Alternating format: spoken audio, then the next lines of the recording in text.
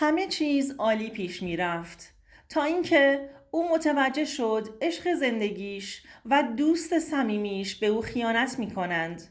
وقتی حقیقت تلخ فاش شد، تنها یک راه باقی ماند: طلاق و پایان. سلام دوستان، به کانال سایه های خیانت خوش اومدید. اینجا جاییه که داستانهای واقعی و الهام بخش خیانت رو با هم بررسی میکنیم. اگر از محتوامون خوشتون اومد، حتما دکمه سابسکرایب رو بزنید تا هیچ کدوم از ویدیوها رو از دست ندید. همچنین خیلی دوست دارم بدونم شما از کدوم کشور و شهر هستید. لطفاً تو کامنت ها برام بنویسید.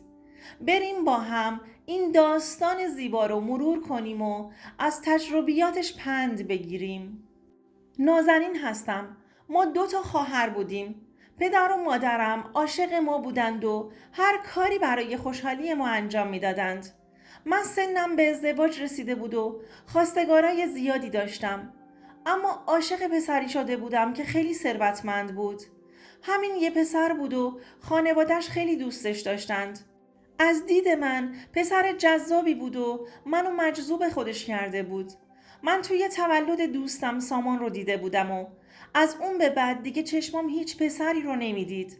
سامان هم که متوجه علاقه شدید من به خودش شده بود، به هم پیشنهاد دوستی داد.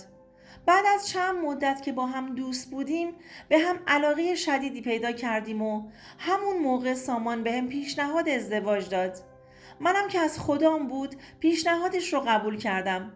سامان همراه خانوادهش به خواستگاریم اومد و بعد از آشنایی 2 خانواده و تحقیقات پدرم نسبت به سامان، مراسم عقد و ازدواجمون رو گرفتیم.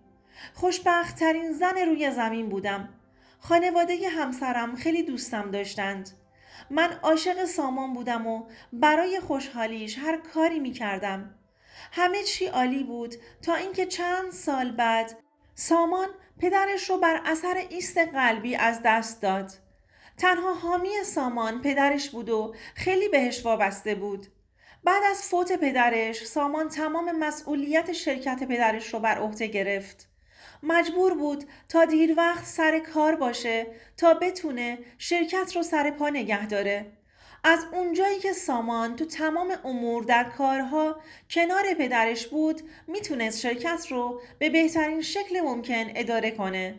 روزها همینطوری میگذشتند و سامان تا دیر وقت سر کار بود و وقتی هم که برمیگشت اونقدر خسته بود که فقط شامش رو میخورد و میرفت سمت اتاقش تا بخوابه.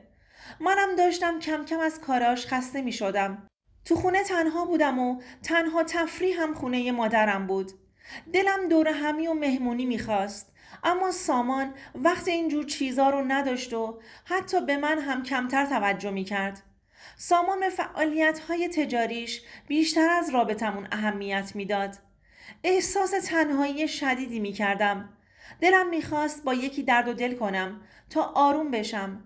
زندگی برام خسته کننده و تکراری شده بود. تا اینکه یه روز سامان بهم زنگ زد و گفت شب مهمون داریم. یکی از دوستای قدیمیش به نام کاوه که چند سالی از شهر دور بود، الان برگشته بود و چون تو کارش موفق نشده بود، میخواست به پیشنهاد سامان تو شرکتشون مشغول به کار بشه.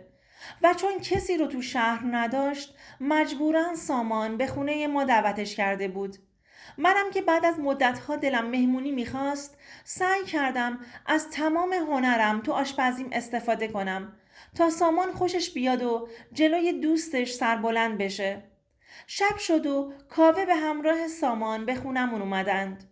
با خوشامدگویی به کاوه ازش استقبال کردم. کاوه با دیدن زندگیمون به سامان گفت بهترین کارو کردی که متأهل شدی. چه خونه زیبایی داری و چه خانم هنرمندی. هر بار که غذا رو میخورد شروع میکرد به تعریف و تمجید کردن از من و زندگیمون. خلاصه بعد از خوردن شاممون سامان و کاوه در مورد کارشون حرف میزدند و من هم به سمت آشپزخونه رفتم تا به کارهام برسم. بعد از اینکه حرفهاشون تموم شد، سامان اتاق استراحت کاوه رو بهش نشون داد. اونم برای استراحت رفت که بخوابه. کاوه صبحها با سامان میرفت سر کار و شبها هم با اون برمیگشت. تا اینکه تصمیم گرفت یه خونه نقلی نزدیک خونه ما بگیره. کاوه با شخصیت و کاریزماتیک و مهربون بود. توی اون مدتی که خونه ما زندگی می کرد متوجه شده بود که سامان وقتی برای زندگیش نمیذاره. کاوه احساس کرده بود که من دارم اذیت میشم. این بود که کم کم شروع کرد با مشورت و درد و دل کردن با من. حس خوبی ازش می گرفتم. تو دور هم بودنمون بیشتر از سامان به من توجه می کرد. سعی می کرد وقتی که من ناراحتم برام بیشتر وقت بذاره و به حرفهام گوش کنه.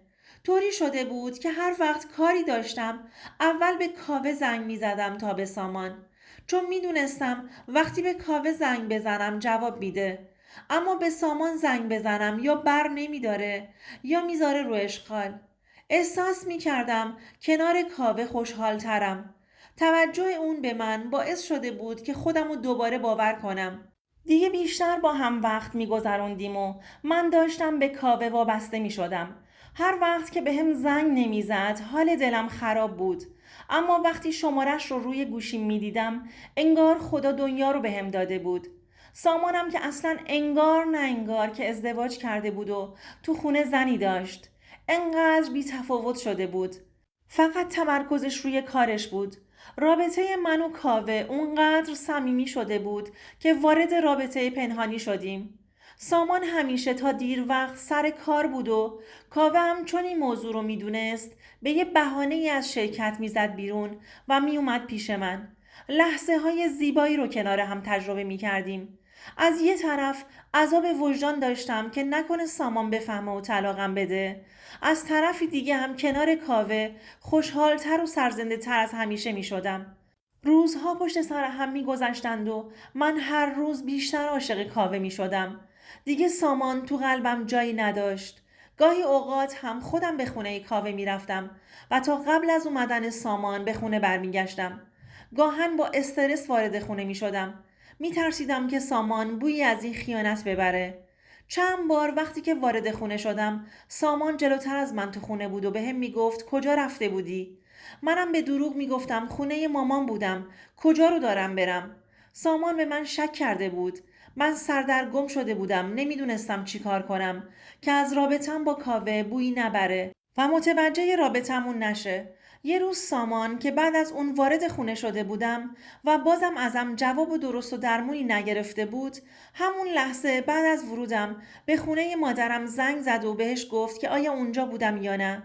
منم که با مادرم هماهنگ نکرده بودم، مادرم در جواب سامان گفت چند روزه که من اونجا نرفتم. سامان صورتش از عصبانیت قرمز شده بود. متوجه شده بود که تمام اون مدت بهش دروغ گفته بودم. سامان به رفت و آمدهای کاوه‌ام مشکوک شده بود. بعد از یه مدت کوتاه که متوجه رابطه ما شد، تصمیم گرفت ازم جدا بشه. سامان خیلی سریع با کمک وکیلش و با پرینت پیام‌ها و زنگ‌های من به کاوه تونست ازم جدا بشه. بعد از اینکه سامان ازم جدا شد، دیگه از کاوه هم خبری نشد. انگار زمین باز شده بود و کاوه رو بلعیده بود. بعدها متوجه شدم که کاوه از خجالت سامان دوباره به همون شهر برگشته و گوشیش رو هم خاموش کرده. فقط من مونده بودم این وسط که زندگی خودم رو به خاطر آدم اشتباهی ویران کرده بودم. تازه فهمیده بودم که اون همه وعد و وعید کاوه همش دروغ بود و اونم به خاطر خودش بود که کنارم بود و زندگی من براش هیچ ارزشی نداشت. من فقط به خاطر بی‌توجهی های سامان به خودم به خطا رفته بودم و از این کارم خیلی پشیمون بودم. از اون موقع 1 ساله که گذشته و شنیدم مادر سامان یکی از دخترای ثروتمند فامیل رو به عقدش درآورده و اونا کنار هم داشتن به خوبی و خوشی زندگی می‌کردند و من باید یه گوشه تو خونه بشینم و حسرت گذشته از دست رفتم و بخورم. دوستان عزیزم، امیدوارم از این داستان لذت برده باشید. اگر نظرات یا تجربیات خودتون رو دارید، حتما در بخش کامنت ها با ما به اشتراک بگذارید و یادتون نره که کانال ما رو سابسکرایب کنید تا به محتوای بیشتری دسترسی داشته باشید. تا ویدئوی بعدی مراقب خودتون باشید.